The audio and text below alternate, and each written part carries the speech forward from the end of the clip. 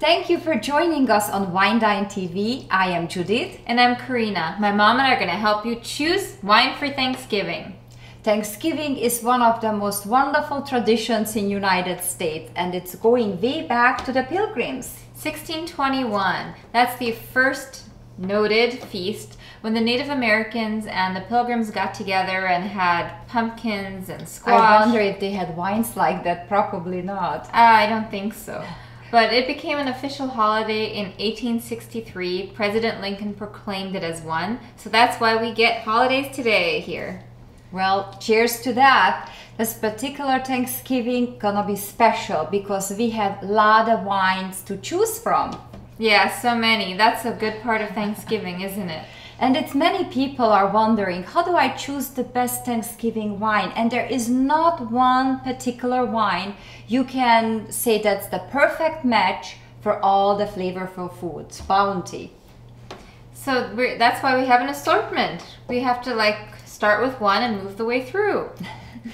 The best way to start about Thanksgiving planning, once you know the account of your guests and the theme of your Thanksgiving dinner, then you can focus on your menu and of your wine.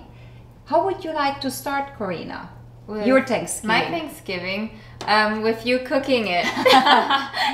No. Well, in Europe, most of the holidays we started with bubbly, with champagne. And I think Thanksgiving is a special occasion and it's best way to start it with some bubbly.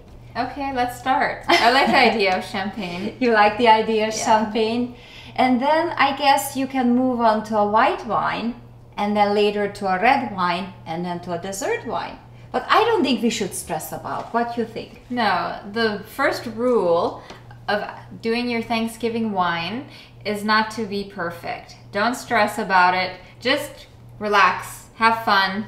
We have no problem with that. We are not perfect. No. Because the meal is such a medley of flavors and foods that it really is difficult to match just one wine to it. So I guess the best way to go about, once you know your menu and you know how you're gonna season your food, then you can think about it, good, what wine do I gonna choose with? But for hors d'oeuvres, let's start maybe with bubbly. How about that? And we have different kinds of bubbly. We have, which one do you want to start with? You know, I think we start with the Chandon. It's a Northern California from Yountville. That's bubbly. It's a actually, I don't know if they can call it champagne. It's not from Epernay region, but it's the sister company from Moet Chandon. And Chandon is present in the White House celebration. So if it's good for the White House, it's certainly good for us. And this one's not too expensive. It's good for the budget. I think, what is it, like $15? Yes, but Costco you can get it for 12. Don't tell people that. I shouldn't. No. You can look on sales, so that's a really good way. And you can start with a brut champagne for your hors d'oeuvre, or even a rosé if you like Blanc de Noir. The second choice, which I really like, is Veuve Clicquot. Yeah, that is nice. It's a little bit more pricey, but it's worth it. And it's also a little bit more fuller body, more complex, but it's great with your hors d'oeuvres. Yeah, you can ask your guests to bring this one. But also, you don't have to stress over. You can just have bubbly for the whole evening. I guess we have also another bubbly here. You can see it. That's a red Sparkling Chandon. red, yes. A sparkling red. Is that one made from Pinot Noir? Pinot Noir. And this particular champagne is rich. It has a little bit of spicy. Nutmeg. Nutmeg, yes. So it's really a nice holiday dinner wine. And a sparkling red, like a sparkling Shiraz or a sparkling Syrah, goes really well with turkey and a cranberry sauce. Yeah, you can also put in your cranberry sauce some red wine. That's really, you can use, Karina, actually with the turkey, some white wine. Don't do red wine. Do some Chardonnay or not too oaky. You can use that in your dressing, in your what you put on gravy, right? In your gravy. Put wine in everything. Put wine in everything. With splash of wine, everything tastes better. Then we have a very special selection, and that's Etoile. It's also from Chandon.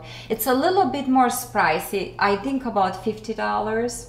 And that one is rosé? Yes, that's a rosé, and I chose the rosé because it's complex, it's heavy on a fuller body, that you can accompany, this particular can accompany your whole dinner, but it's not so heavy. Yeah, and you should really synchronize the weight of your food with the weight of your wine. So if you're having a heavier meal, go for a heavier wine, lighter meal for a lighter wine. Right. But you don't really need to stick to any rules. I mean, your Thanksgiving, you can make your own rules. Right, and if Aunt Gertrude would like to have only white wine, well, please give it to her. Or Uncle Joseph would like to have beer. I mean, there is really no rules. So I guess we can move on to the white wines if you like. Chardonnay. Here I have a Gainey Chardonnay from the Santa Rita Hills. And Chardonnay goes really well with turkey as well, because turkey is a white meat. And this one... There's some red meat too at the time. Oh, oops, yes. But my favorite part of the turkey, that would go with the Chardonnay. What is your favorite part? The turkey breast. Turkey breast? Yes. I like red meat, so maybe that's why I'm more partial to the red wines. Yeah, I'm usually going for the white meat. Turkeys, yeah. So, do we want a not so oaky Chardonnay? Well, depends. If you have more spices and your stuffing and your gravy is more heavier, I think you can use more buttery oaky Chardonnay. But if your turkey is like, personally, I like my turkey with herbs like sage and rosemary and butter and some citrusy flavors. Probably that Chardonnay is just right. I wouldn't want too heavy oaky Chardonnay. Okay. So then from the reds, from the same winery, this one is Santa Ynez Valley, Gainey Vineyards, 2006, and this is a Merlot. So you can't really go wrong with a Merlot. That can take you through the meal as well. Yeah. Very simple, easy pairing. And you don't want a Merlot that's too heavy though, too tanniny. No, but I also would like to go back to the white wines because we forgot that there are other white wines besides Chardonnay. Gewürztraminer and Riesling, that's it. That's it, and also Viognier. Viognier is a really nice, fuller-bodied wine, and you can pretty much a heavier dressing with. If you have a lighter turkey and dinner is more of a lighter side, then a Sauvignon Blanc goes well too. Well, so then we moved on to another red. Yes, that's actually Pinot Noir from Sunstone, and this one is also from Santa Ynez. And the Pinot Noir, it's really nice too with the meal because you might have mushrooms in your stuffing. So it can really complement that. But the Pinot Noir, like this particular one, is a little bit heavier, fuller body, so you can really match it with your meal. But sometimes if you choose a lighter Pinot Noir, just please remember that it can get overpowered if too spicy is your sausage stuffing or your... one of your side dishes is too peppery, that can be overpowered by. Now that's my all-time favorite. Zaca Mesa Blackbird Block Syrah. Actually, I like this one too. Santa Ynez Valley. This one's a 2003. And these are really special. They have a lot of dark blackberry flavors. Actually, that is one of the oldest Syrah in Santa Ynez Valley. And I think this rootstock is over 40 years old now. Yeah, and it's called blackberry because of the bears that nibble on the grapes. Yes, they do come to the grapes, and the production is very limited. So this wine is more fuller body, peppery, but it has a nice strong tannin, but it's smooth. Yeah, it has sage, mocha, cedar, so it's nice and spicy. Goes well with the turkey because you use sometimes sage or spices. You know, for Thanksgiving, the spices are like rosemary, sage. What else you would put on your turkey? Thyme. Yeah, thyme, little bit. Oranges. Well, that doesn't quite go with that, but that's all right. You know, there's so medley this whole flavor profile on your plate that you should just experiment with several wines throughout the evening. And then here we have Joya Paso Robles Cabernet Sauvignon, 2006. And this is a nice heavier wine, the cabs. That's nice. I think towards the end of the evening, I'd like to have a cab. Yes. To kind of mellow out, relax, toward a dessert, but I mean, you can have for your dessert like port or Tokai Asu, Sauternes, or some heavier. Or sherry. Yes. So with the pumpkin pie, I mean, you can do anything that you want with the dessert wines. But if you don't choose But to not go, too sweet. that's correct. But if you don't choose to have us extra, I like this. If you don't choose an extra dessert wine, I think that would be nice to finish the evening. And this would be good too if you have a chocolate cake, or like I make. Who has chocolate cake at Thanksgiving? I do. I make the pecan bourbon chocolate pie. That's correct. Yeah, that's This true. would go really well with the pecan bourbon chocolate pie. Corina is a wine lover and a chocolate lover, so we can't have a celebration without having some type of chocolate in our dessert. And then for other wines, you can also have a Grenache or a Rosé. Those are a bit lighter wines. So you don't need to go with heavy wines through the meal. So there's only a couple days left till Thanksgiving, and we hope we give you some useful advice.